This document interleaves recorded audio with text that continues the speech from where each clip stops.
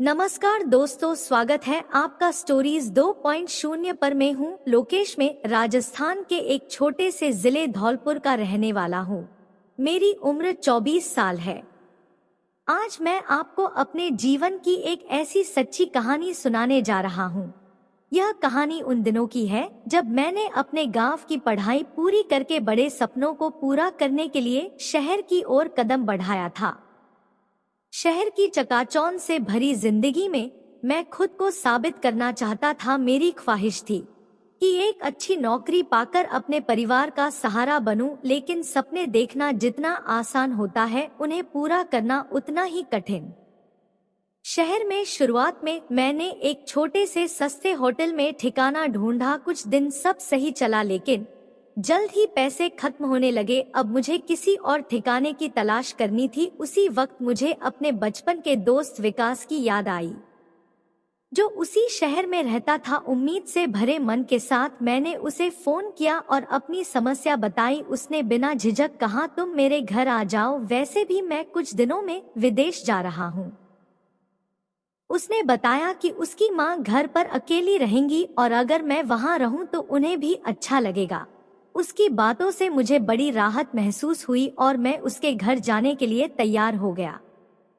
विकास के घर पहुंचने पर उसकी माँ ने मुझे बहुत आत्मीयता से गले लगाया और कहा, बेटा अब ये घर तुम्हारा है, किसी भी चीज की फिक्र करने की जरूरत नहीं है। उनका स्नेह देखकर मेरा दिल भर आया। अगले कुछ ही दिनों में विकास विदेश चला गया और अब घर में हम दोनों ही रह गए थे। शुरुआत में सब कुछ सामान्य था, लेकिन धीरे धीरे मुझे महसूस हुआ कि आंटी मेरे प्रति कुछ ज्यादा ही ध्यान देने लगी। वो हर छोटी बड़ी बात पर मेरा ख्याल रखती, मैं क्या खा रहा हूँ, कब घर लौट रहा हूँ, यहाँ तक कि मैं कैसे सो रहा हूँ, इस पर भी उनकी नजर होती। एक रात जब मैं सोफे पर सोने जा रहा था, उन्होंने टोका, बेटा सोफे पर क्यों, अंदर कमरे में जाकर सो जाओ, तुम इस घर का हिस्सा हो और बेटे की तरह हो, आराम से सोना तुम्हारा हक है। उनकी ममता देखकर मैं थोड़ा असहज हुआ, लेकिन फिर सोचा कि शायद वो सिर्फ मेरे प्रति अपनापन दिखा रही हैं।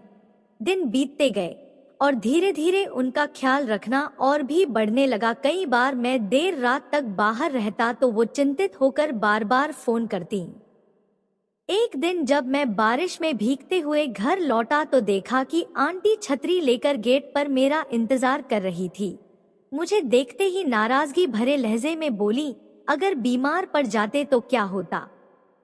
उनके इस व्यवहार से मैं थोड़ा उलझन में था। मन में कई बार सवाल उठते कि क्या यह महज ममता है या इसके पीछे कोई और भावना छिपी है, लेकिन फिर मैं खुद को समझाता कि शायद वो अकेली हैं और उन्हें मेरे साथ की जरूरत है। कुछ हफ्तों बाद एक दिन अचानक विकास घर लौट आया।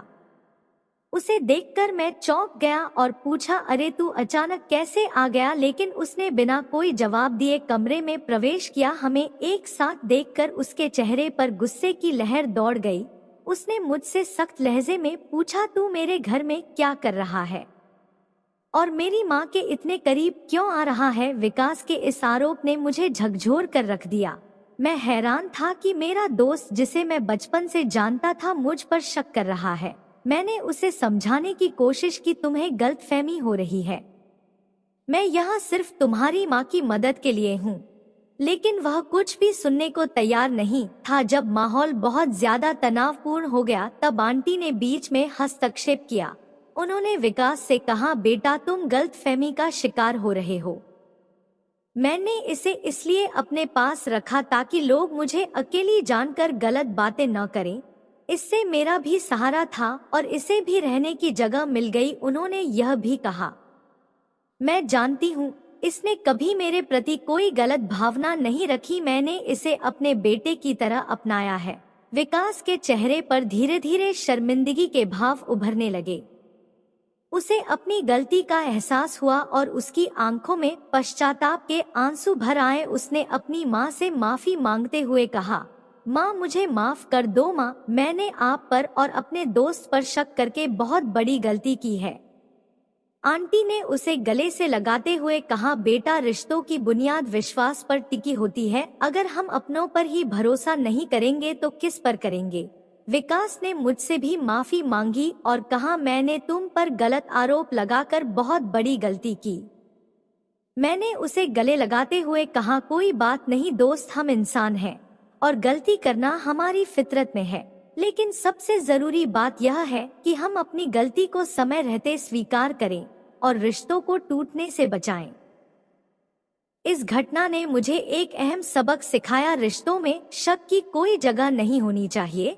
गलतफहमियां चाहे कितनी भी छोटी क्यों न हो, वो बड़े से बड़े रिश्तों को कमजोर कर सकती हैं।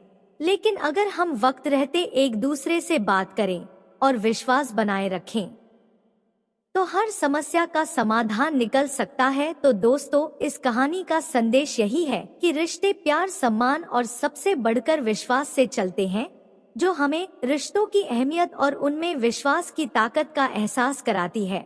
अगर आपके जीवन में भी कभी किसी रिश्ते में गलतफहमी आ जाए तो बातचीत का रास्ता अपनाएं।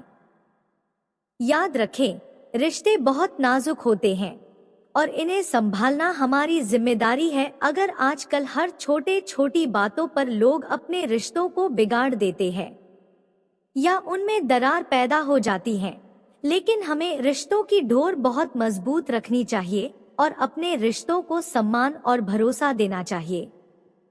किसी के बहकावे में बिल्कुल नहीं आना चाहिए। आपको यह कहानी पसंद आई हो तो इसे अपने दोस्तों के साथ जरूर शेयर करें। साथ ही कमेंट करके बताएं आपको कहानी कैसी लगी। ऐसी ही कहानी सुनने के लिए हमारे चैनल स्टोरीज 2.0 को सब्सक्राइब करना न भूलें। अगली कहानी तक अपना और अपने अपनों का ख्याल रखें।